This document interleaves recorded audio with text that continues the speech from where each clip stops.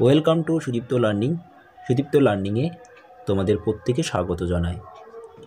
আজকের ক্লাসে আমরা জানব ক্লাস অষ্টম শ্রেণীর প্রথম পর্যায়ক্রমে মূল্যায়ন 2025 অর্থাৎ 2025-এর বাংলার বিষয়ের একটি ভিন্ন ধরনের প্রশ্নপত্র সেট নিয়ে।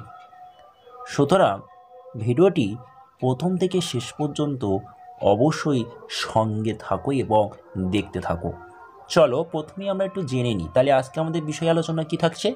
আজকে আমাদের বিষয় আলোচনা থাকছে ফার্স্ট সামেটিভ এক্সামিনেশন 2025 কোন শ্রেণীর?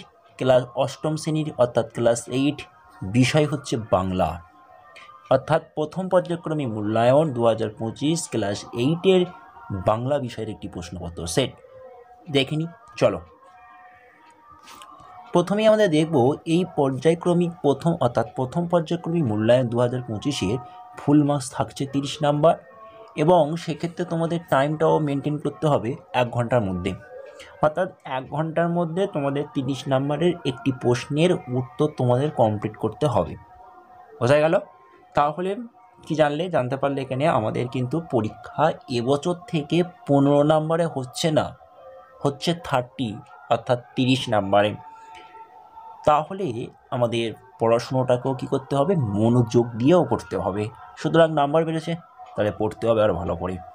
চলো এবার আমরা একটা প্রশ্নপত্র সেট নিয়ে দেখতে থাকি কী কী আছে কোশ্চেনগুলো। চলো, 1-এর দাগে রয়েছে যে সঠিক উত্তরটি নির্বাচন করো। সঠিক উত্তরটি নির্বাচন করতে বলা হয়েছে। কটি করতে হবে? 8টি করতে হবে। প্রতিটি প্রশ্নের মান কত নম্বর করে? না 1 নম্বর করে। তাহলে মোট নম্বর থাকছে 8 নম্বর। অতএব 1-এর দাগের 8টি প্রশ্ন করতে হবে, 8টি দেওয়া রয়েছে, 1 নম্বর করে, মোট 8 নম্বর বরাদ্দ। প্রথম কোশ্চেন, আরব জাতির অনিষ্ট চিন্তা করে না। অপশান ক শত্রু, অপশান খ মিত্র, অপশান গ অর্থ অতিথি, আর অপশান ঘ রয়েছে বিজাতির। যেটা সঠিক হবে সেটা তোমাদেরকে সেই উত্তরটিকে নির্বাচন করতে হবে। চলো 1-এর 2। 1-এর 2-এর বলা হয়েছে যে সে নির্ভীক নিষ্কম্পস্বরে উত্তর দিল। কি বললো? না সে নির্ভীক নিষ্কম্পস্বরে উত্তর দিল। কে উত্তর দিয়েছিল?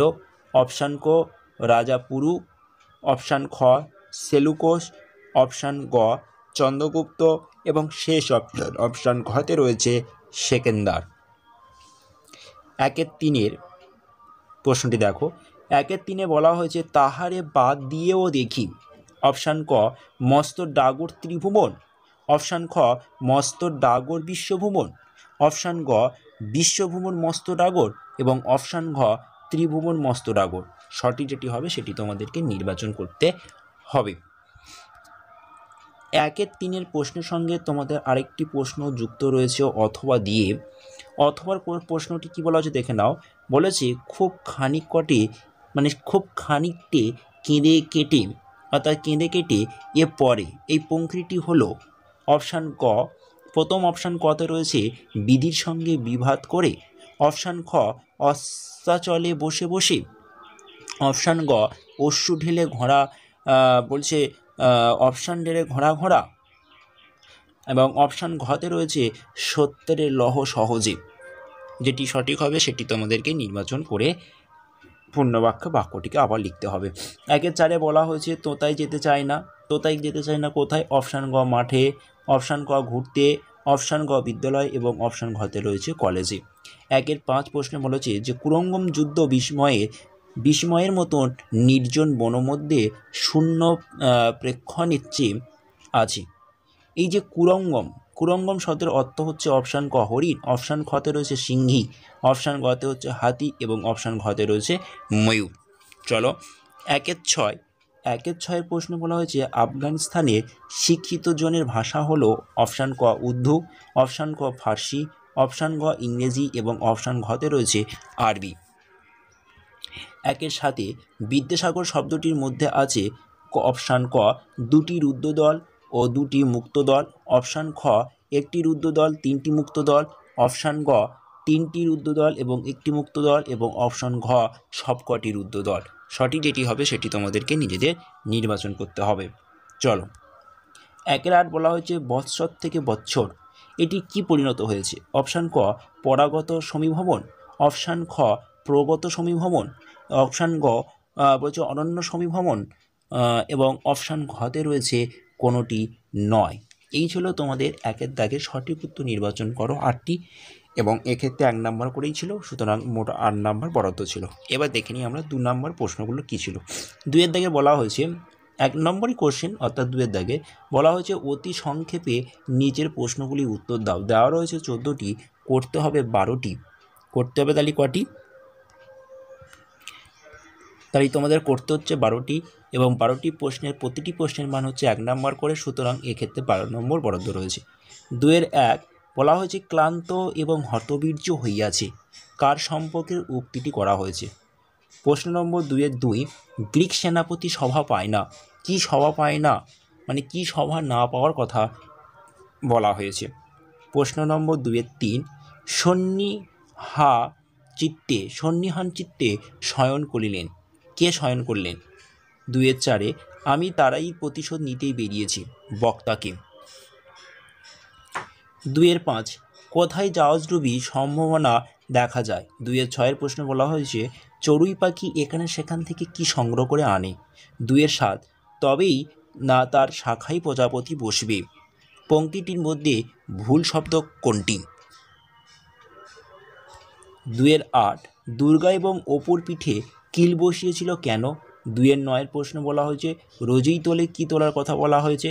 2-এর 10 প্রশ্নতে বলা হয়েছে মিষ্টি যেন গুড় কথাটি কে কখন বলেছিল? 2-এর 11 হরিহর তার ছেলেকে নিয়ে কোথায় গিয়েছিল? 2-এর 12 প্রশ্নতে বলা হয়েছে ধনির বিপর্যয় বলতে কি বোঝো, উদাহরণ দাও। 2-এর 13 বলা হয়েছে দুষ্টু গরুর চেয়ে শূন্য গোয়াল ভালো, প্রভাবটিকে ব্যবহার করে একটি বাক্য রচনা করো। এবং 2-এর 14 বলা হয়েছে সমীভবন কাকে বলে, উদাহরণ দাও। এই ছিল তোমাদের 14টি কোশ্চেন 2-এর দাগে। করতে হবে 12টি, সুতরাং 1 নাম্বার করে মোট 12 নম্বর বরাদ্দ ছিল। এবার দেখে নাও 3 নম্বর দাগে কি বলা হয়েছে। 3-এর দাগে বলা হয়েছে নিচে যে কোনো 5টি প্রশ্নের উত্তর নিজের ভাষায় লেখো, 5টি করতে হবে, প্রতিটি প্রশ্নের মান 2 নম্বর করে, তাহলে মোট নম্বর বরাদ্দ রয়েছে 10 নম্বর।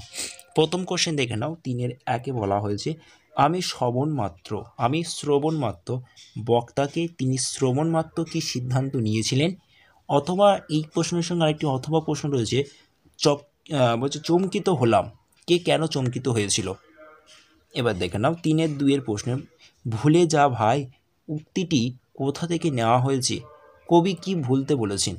এই প্রশ্নের সঙ্গে আরেকটি তোমাদের অথবা প্রশ্ন রয়েছে তবেই না তার ডালি প্রজাপতি বসবে, কি হলে প্রজাপতি বসবে? এই প্রশ্নটি 3-এর 3 দেখে নাও। 3-এর 3 প্রশ্নতে বলা হয়েছে ট্রেন যথাকালে এলো, এরপর বস্তা কি দেখলেন? আচ্ছা, এখানে বস্তা নয়, এখানে উত্তর হবে বক্তা, কয়তো আকার, বক্তা কি দেখলেন? অথবা এতটুকু দয়া করে পাখি বক্তার কথা বলার কারণ কি? 3-এর 4 প্রশ্নে বলা হয়েছে যে যশলাভের পথ ক্রমশই কিরূপ দুর্গম হইয়া পড়িতেছে, কোন প্রসঙ্গে কথা বলা হয়েছে? এই প্রশ্নের সঙ্গে তোমাদের অথবা প্রশ্ন রয়েছে ইহাই ছিল তাহার জগতের সীমা, তার জগতের সীমাটি উল্লেখ করো। 3-এর 5 বলা হয়েছে প্রদত্ত শব্দগুলির দল বিশ্লেষণ করে কোন শব্দে কটি দল আছে তা নির্দেশ করো। 2টি করতে হবে, 2টি দেওয়া রয়েছে। একটা হচ্ছে দিবাবসনা বা দিবাবসনা, আর আরেকটি রয়েছে আরেকটি তোমাদের রয়েছে ব্যঞ্জনধ্বনি। তাহলে একটা রয়েছে দিবাবসনা মানে দিবাবসনা, আর একটা হচ্ছে ব্যঞ্জনধ্বনি। অথবা তোমাদের এই প্রশ্নের সঙ্গে আরেকটি প্রশ্ন দেওয়া হচ্ছে নিচের উদাহরণগুলির কোন ধরনের ধ্বনির পরিবর্তন হয়েছে, যে কোনো 2টি করো। 3টে দেওয়া রয়েছে, প্রথমটা হচ্ছে জাইগাছে এবং জেগেছে, আর একটা হচ্ছে বড় ঠাকুর অর্থাৎ ব ঠাকুর, আর একটা হচ্ছে বানারসি থেকে বানারসি থেকে বানারসি। এই 3টের মধ্যে 2টো করতে হবে, ধ্বনির পরিবর্তন কীভাবে এসছে সেটা দেখাতে হবে। এই ছিল তোমাদের একটি প্রশ্নোত্তর সেটটি ভালো লাগলে অবশ্যই তোমরা চ্যানেলটিকে সাবস্ক্রাইব করো, আর যারা এখনও পর্যন্ত চ্যানেলটিকে সাবস্ক্রাইব করুন তারা অবশ্যই চ্যানেলটিকে সাবস্ক্রাইব করো, আর যারা চ্যানেলটিকে সাবস্ক্রাইব করো তাদের অসংখ্য ধন্যবাদ। ক্লাসটি ভালো লাগলেও অবশ্যই লাইক কমেন্ট শেয়ার করো, পাশে থেকো। টাটা, বাই বাই, এই পর্যন্ত আজকে রইল। ভালো থেকো, সুস্থ থেকো।